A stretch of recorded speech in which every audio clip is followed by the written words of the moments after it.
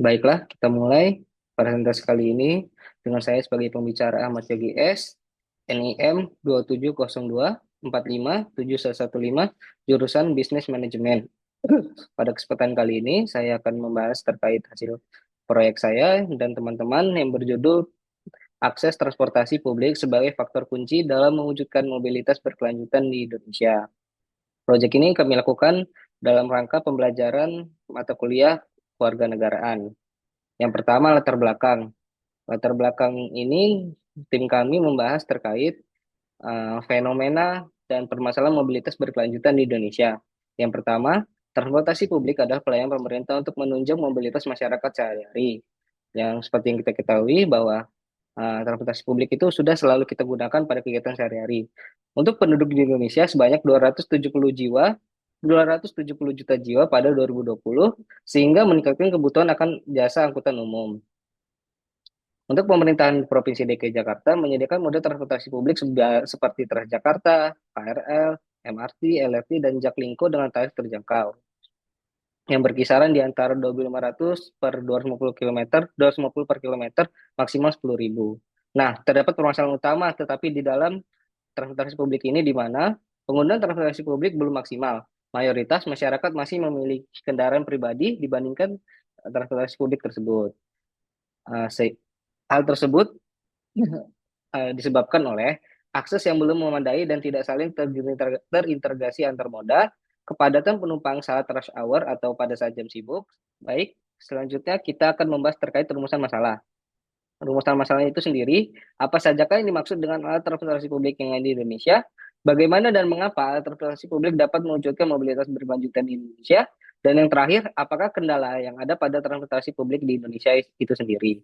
Untuk tujuan, yang pertama untuk komunitas atau masyarakat.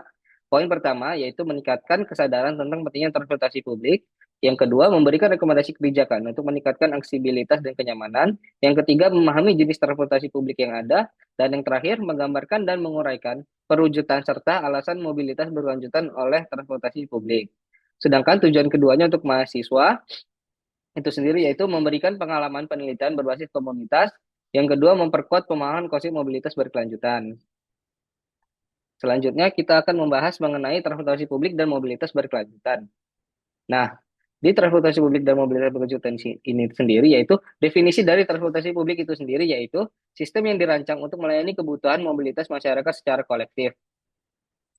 Kontribusi transportasi publik efisien itu jadi tujuan dari transportasi publik yang menjadi efisien adalah mengurangi kemacetan, polusi udara, dan ketergantungan pada kendaraan pribadi, sehingga meningkatkan kualitas hidup masyarakat.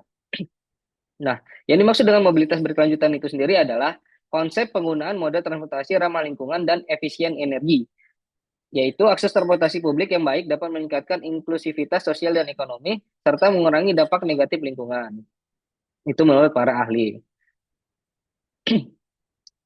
Dari uh, mobilitas berkelanjutan ini terdapat beberapa tantangan seperti infrastruktur kurang memadai, banyak kota belum memiliki sistem transportasi banyak kota belum memiliki sistem transportasi terhubung baik.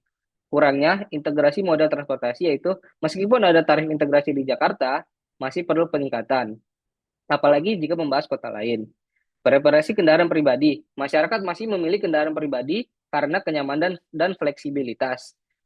Dan tentu saja dengan kendaraan pribadi bisa bebas dengan arah tujuannya masing-masing. Tidak perlu terbatas dengan rute yang ada. Yang terakhir yaitu faktor yang menghambat itu keterbatasan rute, waktu, operasional, dan kapasitas angkutan, terutama pada saat jam sibuk. Kita memasuki pada bagian kesimpulan. Di bagian kesimpulan ini, tim kami menyimpulkan bahwa transportasi publik sangat penting untuk mobilitas berkelanjutan. Akses yang merata dan layak masih menjadi tantangan, terutama di luar metropolitan atau di luar DKI Jakarta. Ketergantungan pada kendaraan pribadi akibat ketimpangan layanan transportasi publik berkontribusi pada emisi, kemacetan, dan penurunan kualitas hidup. Dan untuk kesimpulan yang terakhir yaitu peningkatan aksibilitas transportasi publik harus menjadi bagian dari strategi besar untuk mobilitas yang inklusif, efisien, dan ramah lingkungan. Untuk saran yang dapat diberikan oleh kelompok kami ialah untuk pemerintah pusat dan daerah yaitu perluas cakupan layanan, perhatikan kebutuhan di berbagai wilayah, perkuat integrasi antar moda, bangun infrastruktur pendukung seperti halte, trotoar, dan jalur sepeda, dan kembangkan sistem tarif terjangkau. Untuk masyarakat, kampanye perubahan perilaku melalui edukasi, insentif, dan peningkatan kenyamanan layanan. Nah, untuk kolaborasinya itu sendiri, pemerintah, sektor swasta, akademisi, dan masyarakat sipil harus berkolaborasi untuk sistem transportasi publik yang adil, inklusif, dan berkelanjutan. Refleksi pribadi. Pada bagian refleksi pribadi ini, untuk refleksi pribadi saya sendiri, saya melakukan wawancara dengan pekerja arsitektur yang membahas terkait bagaimana untuk pembangunan wilayah kota itu sendiri.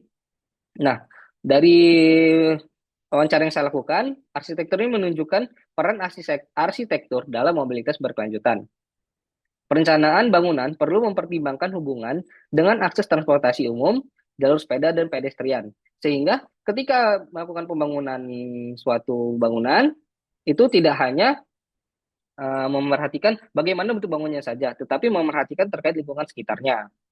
Pentingnya integrasi ruang hijau dan area publik dengan infrastruktur transportasi. Hal tersebut yang ditekankan oleh uh, narasumber yang saya lakukan wawancara. Dan dari wawancara ini, saya mendapati bahwa mobilitas berkelanjutan butuh kesadaran individu bukan hanya pemerintah. Sehingga mobilitas berkelanjutan tidak hanya dapat terjadi apabila pemerintah memberikan segala fasilitas yang ada, kebijakan yang ada, tetapi apabila individu atau masyarakat itu sendiri tidak mau berbenah diri, tidak mau mengikuti aturan yang ada, tidak akan pernah terjadi mobilitas berkelanjutan yang kita bicarakan dari tadi. Pentingnya peranan masyarakat untuk mewujudkan mobilitas berkelanjutan ini adalah kesadaran dari individu masing-masing. Sekian